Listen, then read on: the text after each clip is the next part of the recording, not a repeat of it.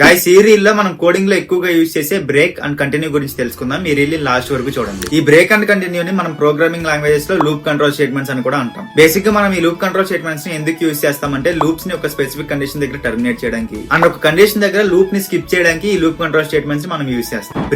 ఈ బ్రేక్ అనే స్టేట్మెంట్ ని యూజ్ చేసుకుని మనం లూప్ నుండి కంప్లీట్ గా టర్మినేట్ అవ్వచ్చు. అర్థం కాకపోతే ఒకసారి ఎగ్జాంపుల్ చూడండి. ఇక్కడ ఈ ఆల్ఫాబెట్స్ అనే లిస్ట్ లో ఉన్న ఈచ్ ఎలిమెంట్ ని సి అనే లెటర్ తో కంపేర్ చేస్తున్నాం. ఎప్పుడైతే సి లెటర్ మన లిస్ట్ లో దొరుకుతుందో లూప్ అనేది అప్పుడు కంప్లీట్ గా టర్మినేట్ అయిపోతుంది. ఇఫ్ ఇన్ కేస్ మనం ఇక్కడ బ్రేక్ స్టేట్మెంట్ పెట్టకపోతే ఈ సి తర్వాత డి అండ్ ఈ ని కూడా ఈ లూప్ చెక్ చేస్తుంది. అండ్ ఈ బ్రేక్ యూజ్ చేయడం వల్ల మనకి అడ్వాంటేజ్ ఏంటంటే మనం ప్రోగ్రామ్ టైం ని రెడ్యూస్ చేయొచ్చు.